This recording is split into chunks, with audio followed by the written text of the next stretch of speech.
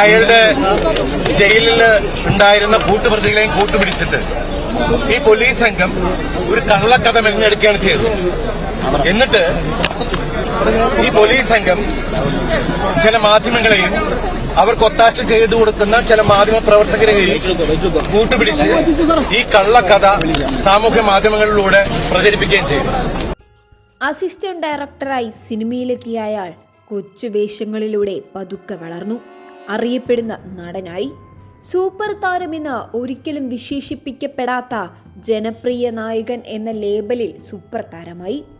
ഒരു വേള താരസംഘടനയായ അമ്മയുടെയും ടെക്നീഷ്യൻസിന്റെ സംഘടനയായ മാക്ടിയെയും നിർമ്മാതാക്കളെയും വിതരണക്കാരെയും എന്തിന് തിയേറ്റർ ഉടമകളെ വരെ നിയന്ത്രിക്കുന്ന മലയാള സിനിമയിലെ ഏറ്റവും ശക്തനായ വ്യക്തിയായി.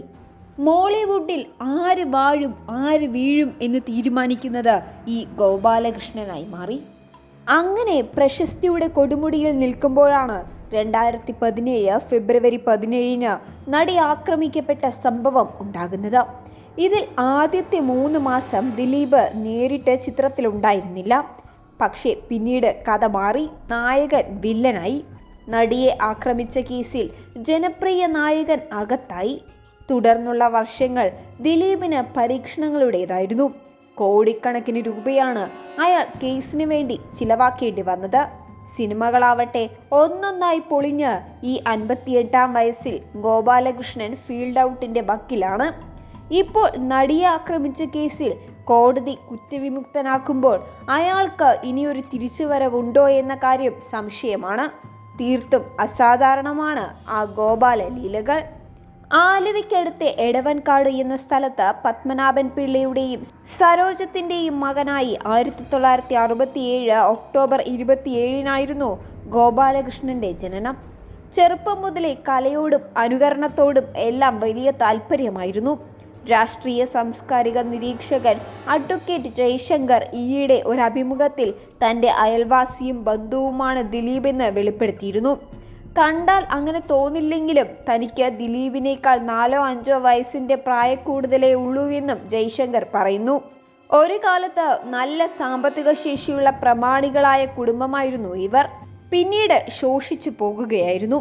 ദിലീപിന്റെ പിതാവിന്റെ മദ്യപാനവും മറ്റുമായി ആ കുടുംബം മോശമായ അവസ്ഥയിലേക്കാണ് പോയിരുന്നത് എന്നും അഡ്വക്കേറ്റ് ജയശങ്കർ പറയുന്നുണ്ട്. പിൽക്കാലത്ത് ഇഷ്ടം എന്ന സിനിമയൊക്കെ ഇറങ്ങിയ സമയത്ത് ദിലീപ് പറഞ്ഞത് ആ സിനിമയിലെ പോലെ സുഹൃത്തുക്കളെ പോലെയായിരുന്നു താനും അച്ഛനും തമ്മിലുള്ള ബന്ധം എന്നായിരുന്നു. പഠനകാലത്ത് തന്നെ കിട്ടുന്ന ഒരവസരവും ഒരു സ്റ്റേജും ഗോപാലകൃഷ്ണൻ പാഴാക്കി കളഞ്ഞിരുന്നില്ല. അതിനിടയിലെ ഒരു സംഭവം അഡ്വക്കേറ്റ് ജയശങ്കർ മറച്ചുവെക്കുന്നുമില്ല. ഗോപാലകൃഷ്ണൻ ആലുവ UC കോളേജിൽ പഠിക്കുമ്പോൾ അവിടുത്തെ ഏറ്റവും മാന്യനും ആദരണീയനുമായ ഒരു അധ്യാപകനെ വളരെ മോശമായി മിമിക്രിയിലൂടെ പരിഹസിച്ചു. അതിൻ്റെ പേരിൽ അയാൾ കോളേജിൽ നിന്നും പുറത്താക്കപ്പെട്ടു. അങ്ങനെയാണ് അവൻ UC കോളേജിൽ നിന്നും മഹാരാജാസിൽ എത്തുന്നത്. പക്ഷേ ആ ഗുരുവിൻ്റെ ശാപം ഇന്നും ദിലീപിന് മുന്നിലുണ്ടോ എന്ന് സംശയമുണ്ട് എന്നും ജയശങ്കർ പറയുന്നുണ്ട്. സുഹൃത്ത് നാദൃഷിക്കൊപ്പം ചേർന്ന് പെർഫോം ചെയ്യാൻ തുടങ്ങിയാണ് തുടക്കം. 1980കളിൽ കലാഭവനിൽ മിമിക്രി ചെയ്തുകൊണ്ടാണ് കരിയറിൻ്റെ ആദ്യത്തെ പടി. അപ്പോഴും കുടുംബത്തിലെ അവസ്ഥ വളരെ മോശമായിരുന്നു. അങ്ങനെയാണ് അവൻ സൂപ്പർ വെറ്റ് കച്ചവടത്തിലേക്കും തിരിയുന്നത്. പക്ഷേ ഗോപാലകൃഷ്ണന് ആദ്യ ബ്രേക്ക് കിട്ടുന്നത് ദേ മാവേലി കൊമ്പത്ത് എന്ന മിമിക്രി കാസറ്റിലൂടെയാണ്. അത് കേരളത്തിൽ തരംഗമായി. അതുവഴി ടെലിവിഷൻ ചാനലുകളിൽ അവസരം ലഭിച്ചു. കോമിക്കോള എന്ന ഷോ കഴിഞ്ഞതിന് ശേഷമാണ് കമലിന്റെ അസിസ്റ്റന്റ് ഡയറക്ടറായി ചേരുന്നത്. ഒപ്പമുള്ള ലാൽ ജോസൊക്കെ എങ്ങനെയെങ്കിലും സംവിധാനം പഠിച്ച് ഒരു വലിയ സംവിധായകനാകണം എന്ന സ്വപ്നം കാണുമ്പോഴും ഗോപാലകൃഷ്ണന് താല്പര്യം അഭിനയത്തോടായിരുന്നു.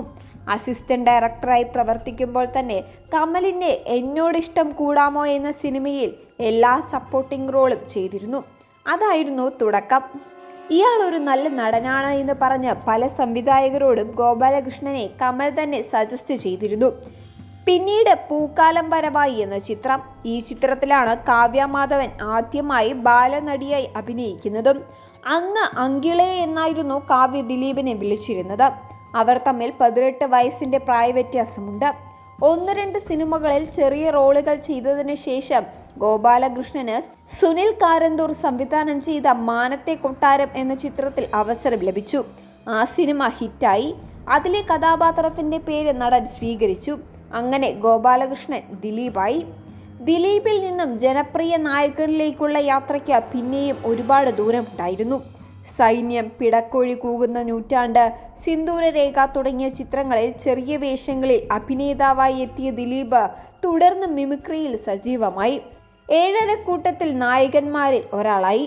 സല്ലാപത്തിലൂടെ മഞ്ജുവിന്റെ നായകനായി എത്തിയ ദിലീപ് മലയാള സിനിമയിൽ മെല്ലെ ഇടം പിടിക്കുകയായിരുന്നു. ലോഹിതദാസ് എഴുതിയ സല്ലാപത്തിലെ ജൂനിയർ യേശുദാസ് എന്ന കഥാപാത്രത്തെ ഒരിക്കലും മറക്കാൻ കഴിയില്ല. തുടർന്ന് ഈ പുഴയും കടന്ന് എന്ന ചിത്രത്തിൽ അഭിനയിക്കുമ്പോഴാണ് ദിലീപും മഞ്ജു വാര്യരും പ്രണയത്തിലാകുന്നത്. അക്കാലത്ത് കത്തി നിൽക്കുന്ന നടിയായിരുന്നു മഞ്ജു. ലേഡി സൂപ്പർ സ്റ്റാർ എന്ന വിളിപ്പേരുള്ള താരം. ദിലീപ് ആകട്ടെ ഒരു ശരാശരി സ്വഭാവ നടൻ എന്നതിനപ്പുറം ഒന്നുമായിരുന്നില്ല. അതുകൊണ്ട് തന്നെ മഞ്ജുവിന്റെ വീട്ടുകാർ അതിശക്തമായി ഈ പ്രണയത്തെ എതിർത്തു. സംവിധായകൻ ലാൽ ജോസൊക്കെ സഹായിച്ചതോടെ ഒളിച്ചും പാത്തുമായിരുന്നു അവരുടെ പ്രണയം. 1998 മഞ്ജു വാര്യർ ദിലീപിനെ വിവാഹം കഴിക്കുകയും മലയാള സിനിമാ പ്രേക്ഷകരെ ഒന്നടങ്കം ഞെട്ടിച്ചുകൊണ്ട് അഭിനയത്തിൽ നിന്നും വിരമിക്കുകയും ചെയ്തു. 6-ാം തമ്പുരാൻ, സമ്മർ ഇൻ ബത്ലഹേം, കണ്ണെഴുതി പൊട്ടും തൊട്ട് തുടങ്ങിയ തുടർച്ചയായ ഹിറ്റുകളിലൂടെ ജ്വലിച്ചു നിൽക്കുന്ന സമയത്താണ് അവർ തൻ്റെ കരിയറിന് കർട്ടനിടുന്നത്. മലയാളം ഇൻഡസ്ട്രിക്ക് തന്നെ അതൊരു വലിയ തിരിച്ചടിയായിരുന്നു. മഞ്ജു വിവാഹത്തിന് തൊട്ടു മുൻപ് അഭിനയിച്ച പത്രം എന്ന സിനിമയും സൂപ്പർ ഹിറ്റായിരുന്നു. അന്ന് ദിലീപ് പറഞ്ഞ ചില വാക്കുകളും ഏറെ വിവാദമായി. മഞ്ജു ഇനി അഭിനയിക്കുമോ എന്ന ചോദ്യത്തിന് എൻ്റെ ഭാര്യയെ ആരും കെട്ടിപ്പിടിച്ച് അഭിനയിക്കുന്നതൊന്നും എനിക്കിഷ്ടമല്ല, ഞാനൊരു സാധാരണക്കാരനാണ് എന്നായിരുന്നു ദിലീപിൻ്റെ മറുപടി. ഇതിനെതിരെ നടി സുഹാസിനി രൂക്ഷമായി പ്രതികരിച്ചിരുന്നു. അക്കാലത്ത് മൊത്തത്തിൽ സിനിമാ ലോകവും ദിലീപിനെതിരായിരുന്നു. ഒരു നല്ല നടിയുടെ കരിയർ നശിപ്പിച്ച മെയിൽ ഷോവനിസ്റ്റ് എന്ന നിലയിലാണ് അയാൾ വിലയിരുത്തപ്പെട്ടത്. അത് ശരിയുമായിരുന്നു. മഞ്ജു വാര്യർ വിവാഹശേഷം വെള്ളിത്തിരയിൽ നിന്ന് മാത്രമല്ല പൊതുജീവിതത്തിൽ നിന്ന് മൊത്തമായാണ് മാഞ്ഞുപോയത്. ആലുവയിലെ ദിലീപിന്റെ വീട്ടിലേക്ക് കയറിയ അവർ പിന്നെ പുറം ലോകം കണ്ടിട്ടില്ല. ഫോണിൽ പോലും വിളിച്ചാൽ കിട്ടാതെയായി. മഞ്ജു പിന്നെ 14 വർഷത്തിന് ശേഷമാണ് പുറം ലോകം കാണുന്നത്. ദിലീപിന്റെ വിലക്ക് ലംഘിച്ച് അവർ വീണ്ടും ചിലങ്കി അണിഞ്ഞപ്പോൾ ആലുവയിലെ സെൻട്രൽ ജയിലിൽ നിന്നും രക്ഷപ്പെടുന്നു എന്ന് എഴുതിയവരുണ്ടായിരുന്നു. ഏറ്റവും വിചിത്രം ദിലീപിന്റെ 2ാം വിവാഹമായിരുന്നു ഇത് എന്നാണ്. മഞ്ജുവിനെ വിവാഹം കഴിക്കുന്നതിന് മുൻപ് ദിലീപ് സ്പെഷ്യൽ മാരേജ് ആക്ട് പ്രകാരം ഒരകന്ന ബന്ധുവിന്റെ മകളെ വിവാഹം കഴിച്ചിരുന്നു. മിമിക്രി താരം അബി ആദ്യ വിവാഹത്തിന് സാക്ഷിയായിരുന്നു. ഈ വിവാഹബന്ധം പിന്നീട് ഒഴിഞ്ഞുവെന്നാണ് അറിയുന്നത്. ദിലീപിന്റെ വിക്കിപീഡിയ മലയാളം പേജിൽ വരെ ഇക്കാര്യം പറയുന്നുണ്ട്. മഞ്ജുവിനെ വിവാഹം കഴിക്കുമ്പോൾ ദിലീപിന്റെ കരിയറിലെ ഏറ്റവും മോശം സമയമായിരുന്നു.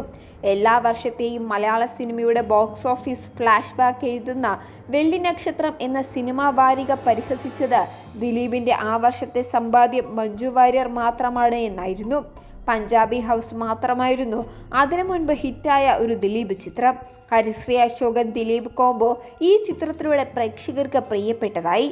1999 പുറത്തിറങ്ങിയ ചന്ദ്രൻ ഉദിക്കുന്ന ദിക്കിൽ എന്ന ചിത്രത്തിലാണ് കാവ്യ മാധവൻ ആദ്യമായി ദിലീപിന്റെ നായികയാവുന്നത്. പക്ഷേ ചിത്രം വാണിജ്യപരമായി വിജയിച്ചില്ല. പക്ഷേ ദിലീപ് കാവ്യ എന്ന താരജോഡിയുടെ തുടക്കമായി അത്. ലോഹിതദാസിന്റെ ജോക്കർ എന്ന ചിത്രത്തിലൂടെയാണ് ഒരു നടൻ എന്ന നിലയിൽ ദിലീപിന്റെ കഴിവ് വിലയിരുത്തപ്പെടുന്നത്. തുടർന്ന് തെങ്കാശിപ്പട്ടണം എന്ന മെഗാ ഹിറ്റിലും അദ്ദേഹം കാവ്യക്കൊപ്പം ജോഡിയായി ഒരു പ്രധാന വേഷം ചെയ്തു. ഡാർലിംഗ് ഡാർലിംഗ്, ഈ പറക്കം തളിക, ഇഷ്ടം തുടങ്ങിയ ചിത്രങ്ങളിലൂടെ ദിലീപ് വിജയം തുടർന്നു. പക്ഷേ ദിലീപിന്റെ ബ്ലോക്ക് ബസ്റ്റർ വരാനിരിക്കുന്നതേ ഉണ്ടായിരുന്നുള്ളൂ. 2002 ലാൽ ജോസിന്റെ മീശമാധവനിൽ ദിലീപ് കാവ്യ കോംബോ വീണ്ടും തകർത്തു. ചിത്രം സൂപ്പർ ഹിറ്റായതോടെ ദിലീപിന് തിരിഞ്ഞു നോക്കേണ്ടി വന്നിട്ടില്ല. അടിക്കടി ഹിറ്റുകളിലൂടെ അയാൾ ജനപ്രിയ നായകനായി. 2003 CID മൂസ ഹിറ്റായതോടെ സിനിമാ നിർമ്മാണ രംഗത്തും ദിലീപ് കരുത്തനായി. കരിയറിൽ വെല്ലുവിളികളുള്ള വ്യത്യസ്ത കഥാപാത്രങ്ങൾ പരീക്ഷിക്കുന്നതായിരുന്നു ദിലീപിന്റെ മറ്റൊരു ഹൈലൈറ്റ്. പെൺവേഷം കെട്ടിയും കൂന് വെച്ച് പിടിപ്പിച്ചും ദിലീപ് തന്നെ സ്വയം പരീക്ഷിച്ചു. കുഞ്ഞിക്കൂനൻ എന്ന സിനിമയിലെ അഭിനയത്തിന് സംസ്ഥാന പുരസ്കാരം ലഭിച്ചത് ആ പരീക്ഷണത്തിന്റെ വിജയമാണ്. ചാന്തുപൊട്ട്, പച്ചക്കുതിര, മായാമോഹിനി തുടങ്ങിയ സിനിമകളിലെല്ലാം ദിലീപ് വ്യത്യസ്ത വേഷങ്ങൾ ചെയ്തു. പക്ഷേ വെറുമൊരു നടൻ എന്ന നിലയിൽ മാത്രം ഒതുങ്ങാൻ ദിലീപ് തയ്യാറായില്ല. അയാൾ ബിസിനസ്സിലേക്ക് ഇറങ്ങി. ഇതിന്റെ ഭാഗമായി കൊച്ചിയിൽ ദേ പുട്ട് എന്ന പേരിൽ ഹോട്ടലും ആരംഭിച്ചു. തുടർന്ന് മാംഗോ ട്രീ എന്ന മറ്റൊരു റെസ്റ്റോറൻറ്റ് കൂടി തുടങ്ങിയതോടെ ദിലീപ് ഒരു നല്ല ബിസിനസ്സുകാരൻ എന്ന നിലയിലേക്ക് ഉയർന്നു. 2014 ചാലക്കുടിയിൽ ഡി സിനിമാസ് എന്ന പേരിൽ മൾട്ടിപ്ലക്സ് തിയേറ്റർ ആരംഭിച്ചു. അമ്മ എന്ന സംഘടനയ്ക്ക് വേണ്ടി ദിലീപ് 2020 എന്ന സിനിമ നിർമ്മിച്ചു. അത് മലയാള സിനിമയിലെ എല്ലാ പ്രമുഖ നടന്മാരെയും ഒന്നിപ്പിച്ചുകൊണ്ടാണ്. അതും ബ്ലോക്ക് ബസ്റ്റർ ഹിറ്റായി. 31.4 കോടിയായിരുന്നു സിനിമയുടെ ഗ്രോസ് കളക്ഷൻ. ഇന്ന് ചിന്തിക്കുമ്പോൾ അത് നിസ്സാരമെന്ന് തോന്നാമെങ്കിലും അന്ന് 2008 അത് വലിയ കളക്ഷൻ റിപ്പോർട്ടായിരുന്നു. അങ്ങനെ മലയാള സിനിമയുടെ സമസ്ത മേഖലകളിലും അയാൾ കയറിപ്പറ്റി.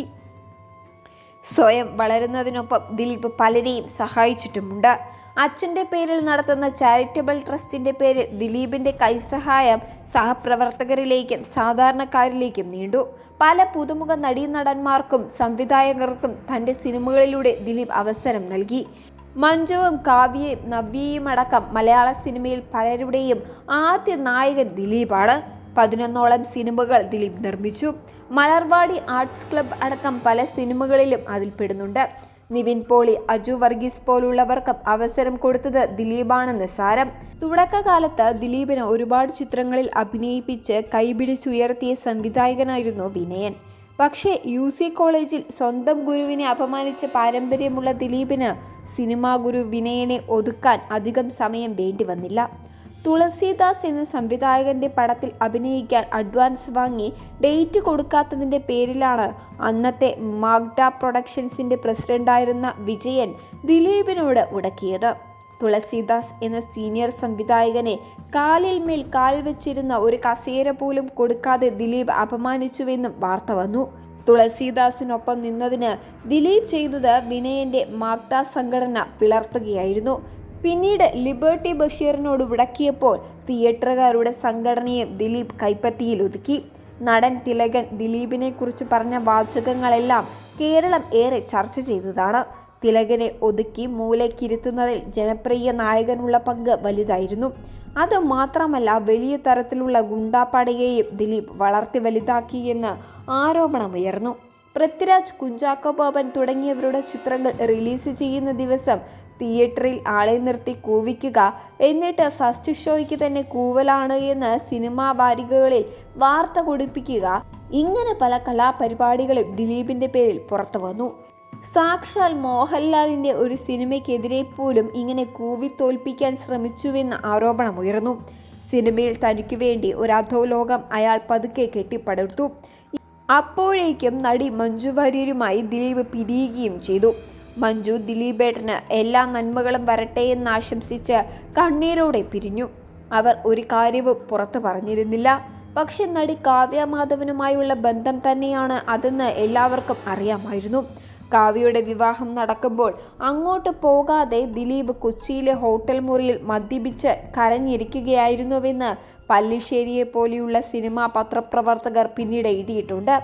കാവ്യയുടെ ആദ്യ വിവാഹം തകർന്നതിന് പിന്നിലും ദിലീപാണ് എന്ന് വാർത്തകൾ വന്നു. ഇത് സംബന്ധിച്ച് കാവ്യയുടെ ഭർത്താവിൻ്റെ അമ്മയുടെ ഓഡിയോ ഇപ്പോഴും സോഷ്യൽ മീഡിയയിലുണ്ട്. ദിലീപ് കാവ്യ ബന്ധത്തെക്കുറിച്ച് കൃത്യമായ വിവരങ്ങൾ കിട്ടിയതോടെയാണ് മഞ്ജു ആലുവ ജയിലിലെ അജ്ഞാതവാസം അവസാനിപ്പിച്ച് പുറത്തിറങ്ങിയത്. ഒരു നയാ പൈസ പോലും വാങ്ങാതെ കുഞ്ഞിനെ പോലും ദിലീപിന് കൊടുത്ത് അവൾ അയാളുടെ ജീവിതത്തിൽ നിന്നും മാറി. അതിനുശേഷം മഞ്ജു അഭിനയത്തിലേക്ക് തിരിച്ചെത്തി. തൻ്റെ ലേഡി സൂപ്പർ സ്റ്റാർ എന്ന പദവി തിരിച്ചുപിടിച്ചു.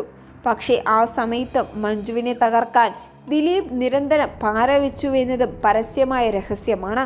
അങ്ങനെയിരിക്കെ മുന്നറിയിപ്പൊന്നുമില്ലാതെ നടി കാവ്യ മാധവനെ വിവാഹം കഴിച്ചുകൊണ്ട് ദിലീപ് വീണ്ടും മലയാള സിനിമയെ ഞെട്ടിച്ചു.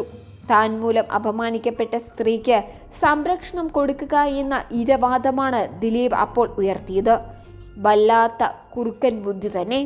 ബാലതാരമായി വന്ന കുട്ടിക്ക് പണിപ്പെട്ട് വശീകരിച്ച് കൂടെ കൂട്ടി ഒടുവിൽ ഒരു ഔദാര്യം പോലെ വിവാഹം. അന്ന് ആലുവയിലെ സെൻട്രൽ ജയിലിലേക്ക് കയറിയ കാവ്യയെയും പിന്നെ പുറം ലോകം അധികമൊന്നും കണ്ടിട്ടില്ല. ഇതിനുശേഷമാണ് നടിയെ ആക്രമിച്ച കേസ് വരുന്നത്. താനും കാവ്യയും തമ്മിലുള്ള ബന്ധം മഞ്ജുവിനെ അറിയിച്ചത് ഈ നടിയാണ് എന്നായിരുന്നു ദിലീപിൻ്റെ ആരോപണം. 2017 ഫെബ്രുവരി 17 ആക്രമിക്കപ്പെട്ട സംഭവത്തിൽ ആദ്യത്തെ 3 മാസം നമ്മുടെ ജനപ്രിയ നായകൻ ദിലീപ് നേരിട്ട് ചിത്രത്തിലുണ്ടായിരുന്നില്ല. ആക്രമിക്കപ്പെട്ട നടിക്ക് ഐക്യദാർഢ്യവുമായി കൊച്ചിയിൽ ചേർന്ന പൊതുയോഗത്തിൽ വികാരനിർഭരമായ പ്രസംഗമാണ് ട്രോളന്മാരുടെയും പ്രിയപ്പെട്ട പേട്ടൻ കാഴ്ചവെച്ചത്. കേസിൽ ഗൂഢാലോചനയില്ലെന്ന് മുഖ്യമന്ത്രി സാക്ഷാൽ പിണറായി വിജയൻ പോലും പറഞ്ഞ കാലം. ദിലീപിന്റെ ആദ്യ ഭാര്യ മഞ്ജു വാര്യർ മാത്രമാണ് സംഭവത്തിൽ ഗൂഢാലോചനയുണ്ടെന്ന് തുടക്കം മുതൽ പറഞ്ഞുകൊണ്ടിരുന്നത്. അങ്ങനെ കേസിലെ പ്രതികളായി പൾസർ സുനിയും കൂട്ടരും ജയിലിൽ ആകവെയാണ് മനോരമ ഓൺലൈനിന് ദിലീപ് ഒരു അസാധാരണ അഭിമുഖം കൊടുക്കുന്നത്.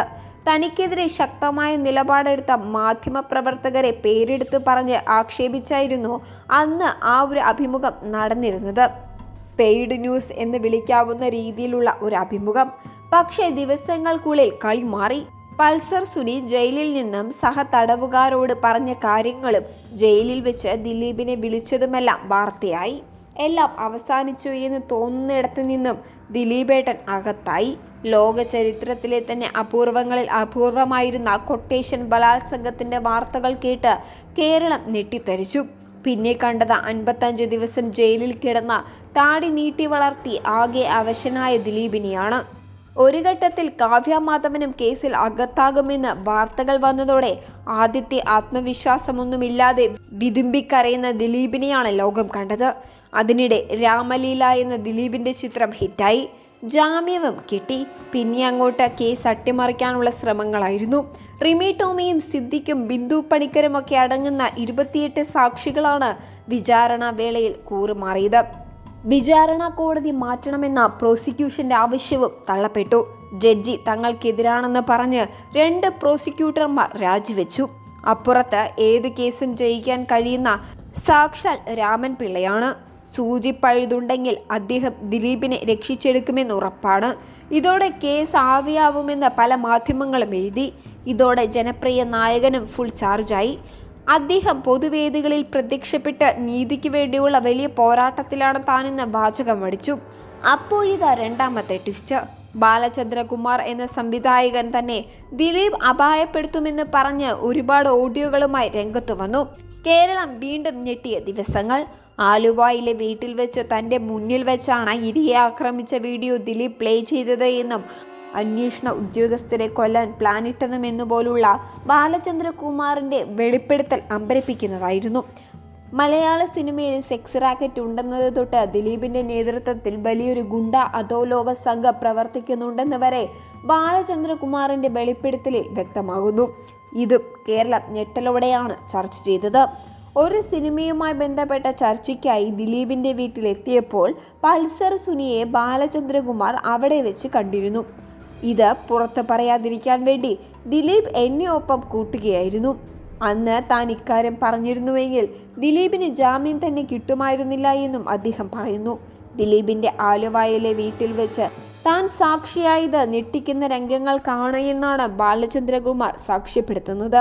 കേസിലെ അന്വേഷണ ഉദ്യോഗസ്ഥരെ കൊല്ലാൻ അവിടെ ഗൂഢാലോചന നടക്കുകയായിരുന്നു. അതിന് ഇനി ഒരു 1.5 കോടി കൂടി മുടക്കേണ്ടി വരുമെന്നാണ് ദിലീപിൻ്റെ സുഹൃത്തുക്കളുടെയും തമാശ. ദിലീപിനെ ചാനൽ ചർച്ചകളിൽ ന്യായീകരിക്കുന്നവർക്ക് പണം നൽകിയതും പ്രതിച്ഛായ വളർത്താനായി ഓൺലൈൻ പത്രങ്ങൾ തുടങ്ങിയതും അടക്കമുള്ള കഥകളും പിന്നീട് പുറത്തു വന്നു. ആലുവ കേന്ദ്രീകരിച്ച് ദിലീപിന് സ്വന്തമായ ഒരു ഗുണ്ടാ സംഘം തന്നെയുണ്ട് എന്നാണ് ബാലചന്ദ്രകുമാറിൻ്റെ മറ്റൊരു വെളിപ്പെടുത്തൽ. ജനപ്രിയ നായകൻ പോകുന്ന സ്ഥലങ്ങളിലൊക്കെ ഇവരുടെ സാന്നിധ്യമുണ്ടാകും. വീട്ടിൽ വെച്ച ഒരു തോക്ക് ദിലീപ് നിറയ്ക്കുന്നത് താൻ നേരിട്ട് കണ്ടിട്ടുണ്ട് എന്നും ജീവനിൽ പേടിയുള്ളത് കൊണ്ടാണ് താൻ ഇക്കാര്യം മുൻപ് പറയാതിരുന്നത് എന്നും അദ്ദേഹം വ്യക്തമാക്കുന്നു. തന്നെ ദിലീപ് കൊല്ലുമെന്ന് പേടിയുള്ളതിനാൽ മരണമൊഴി പോലെയാണ് ഈ കാര്യങ്ങൾ പറയുന്നത് എന്നും ബാലചന്ദ്രകുമാർ പറയുന്നു. പക്ഷേ അത് ശരിക്കും മരണമൊഴി തന്നെയായിരുന്നു. മാസങ്ങൾക്ക് ശേഷം ക്യാൻസർ ബാധിച്ച് ബാലചന്ദ്രകുമാർ അന്തരിച്ചു.